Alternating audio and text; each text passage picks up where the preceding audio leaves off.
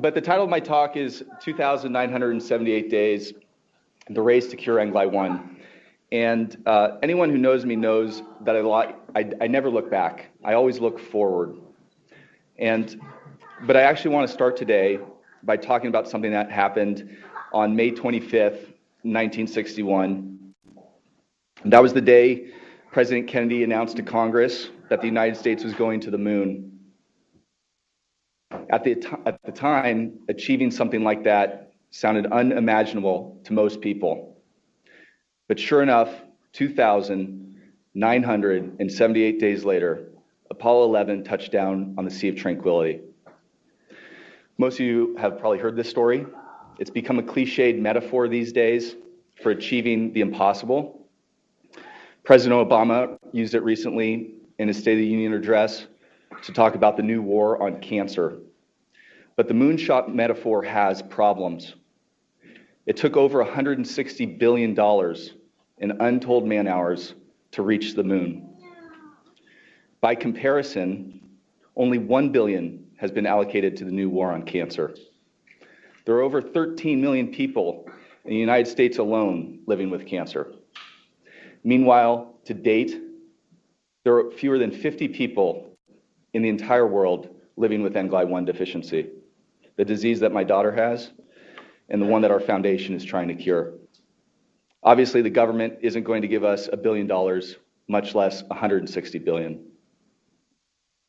So we don't talk about curing NGLY1 as our moonshot. We call it our Mars shot.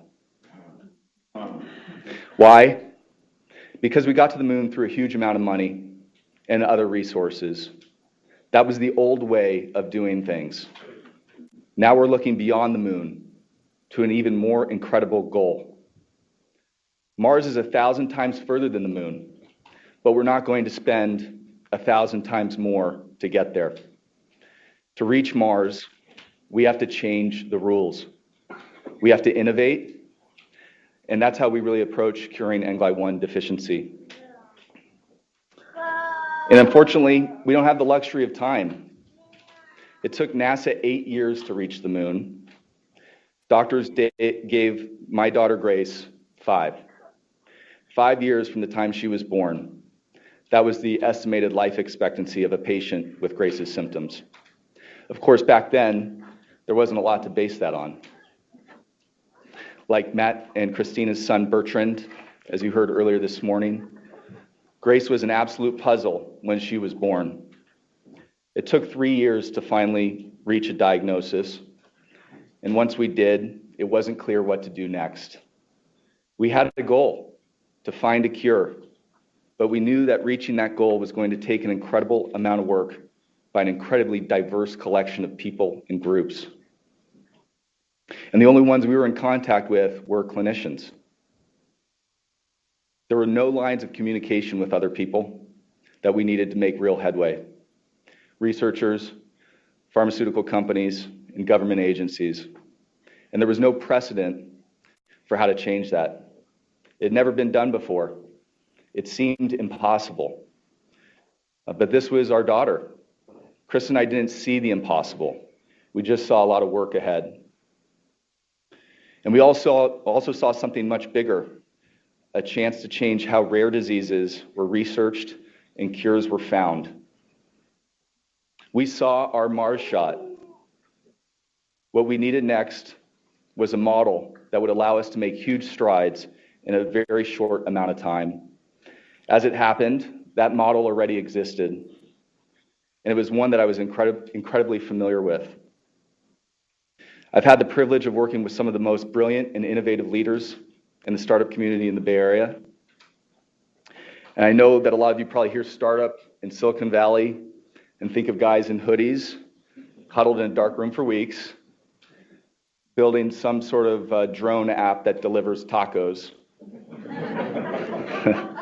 which I'm sure someone probably considers a billion-dollar idea.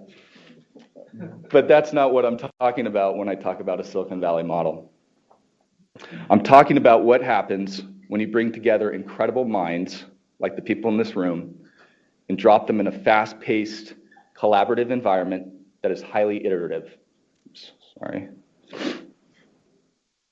You make progress incredibly fast. And that's exactly what we needed. And that's what we did. In a very short period of time, we assembled a team of world-class experts interested in discovering the most efficient paths to curing rare diseases. People told us that there was too much red tape and not enough collaboration. To overcome those obstacles, we set our model to work in 3 key areas. Number 1, the speed of research. How do we speed up research?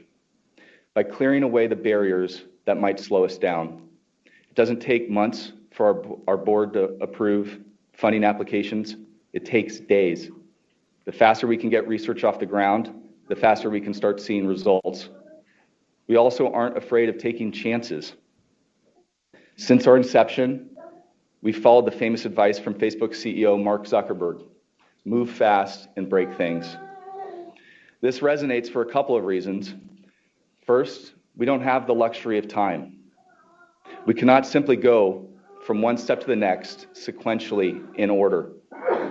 We have to move full speed ahead on as many fronts as possible, especially therapeutic avenues. That means some things we're pursuing aren't going to work. Some of them will. And one of those could be a game changer. For example, we're working to deliver an enzyme to the cytosol instead of just to the lysosome. Can we do it? We don't know. But what if we could? To us, it's not only worth an attempt, it's worth diverting funds to so that we can get an answer in 2 years instead of 10. If we had all the time in the world, we'd approach things differently. But we're not making the rules, we're setting the timeline. NGLY1 Deficiency is doing that. Second, we're not afraid to break things, but we don't break them just for the sake of it. The status quo isn't working for patients with rare diseases, so we have to break the status quo. Our goal isn't to disrupt what's working, it's to make breakthroughs that address what isn't working. And probably the most fundamental way we increase speed is simply thinking like a startup, an organization with finite resources, because that's very much the case. With limited time and money, we have to translate our ambitions into goals, milestones, and budgets, all oriented toward efficiency and making the most impact. We may not reach those goals, but we have to have them. We have to hold ourselves accountable and always make sure we're on the path that leads to a cure. It's more than just how fast we're moving, however.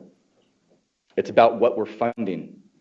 As everyone in this room knows, ultra-rare diseases are not at the top of the funding list, which is understandable, but we can't let that stop us.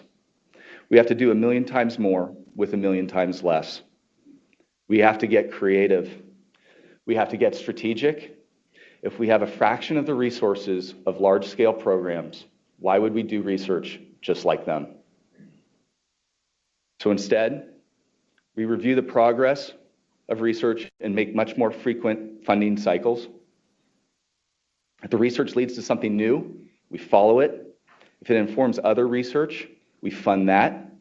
If it isn't going anywhere, we move on and find other research that shows promise. And finally, and this is maybe the most crucial, we're innovating how research is shared. There's no NGLY1 deficiency expert. We have to create experts by pooling knowledge from a vast network of researchers and scientists. And that's why I often compare what we're doing to the Manhattan Project. The people we work with, I consider to be the best of the best. They have different backgrounds, they have different specialties, and they come from all over the world, something we're very proud of. As we say, the sun never sets on our foundation. But we're not just asking every top mind to join us. We're being strategic. We're identifying and filling gaps in our knowledge, and we're making sure there's little to no overlap in research efforts unless absolutely necessary, so that researchers can truly own the work that they do for us.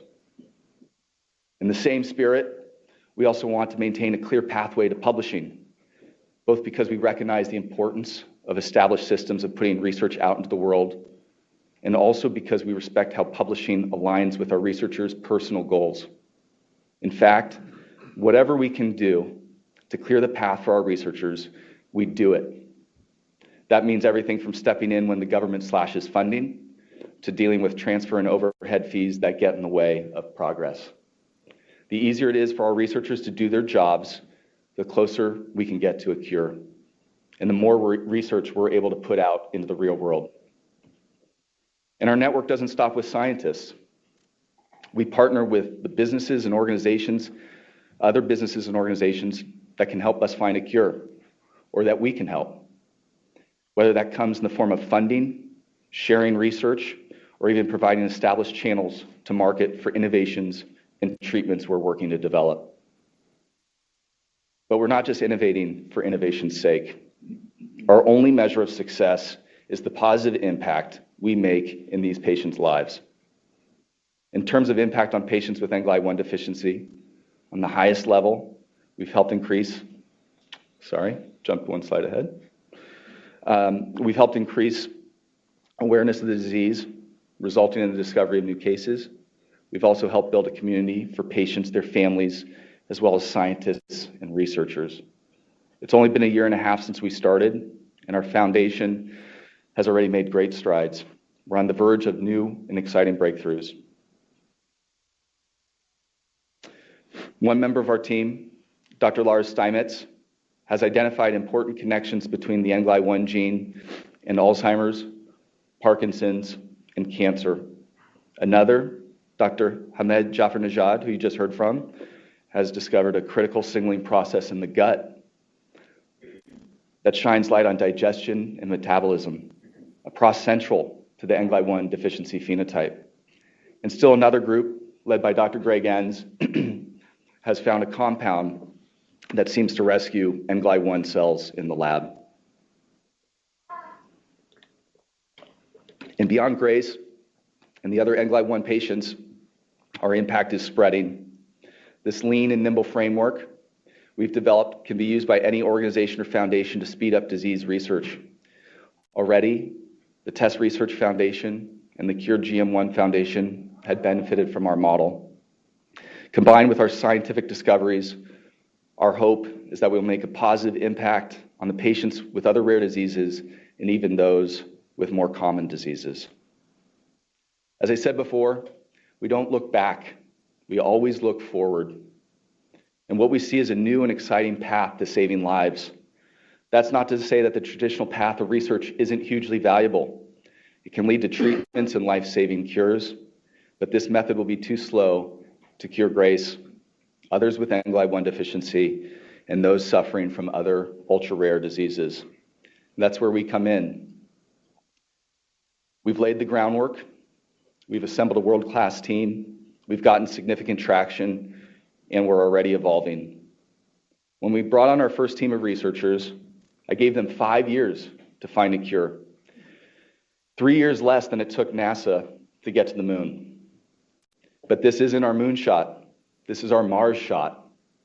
The clock is still ticking. We still have to do 1 million times more with 1 million times less. And our aim is no longer just helping NGLY1 patients. We want to impact the lives of billions, every person suffering from a disease. It sounds impossible, but this is rare disease territory. Impossible is our day-to-day. We're evolving in other ways too. When we started, we called ourselves the Grace Wilsey Foundation because so many friends asked how they could help Grace. They didn't know what a freed glycan was, and they honestly didn't care about saving every patient with a rare disease. They cared about Grace. But in reality, our focus has always been much broader. And so to reflect that broad focus, today we're changing our name to the Grace Science Foundation.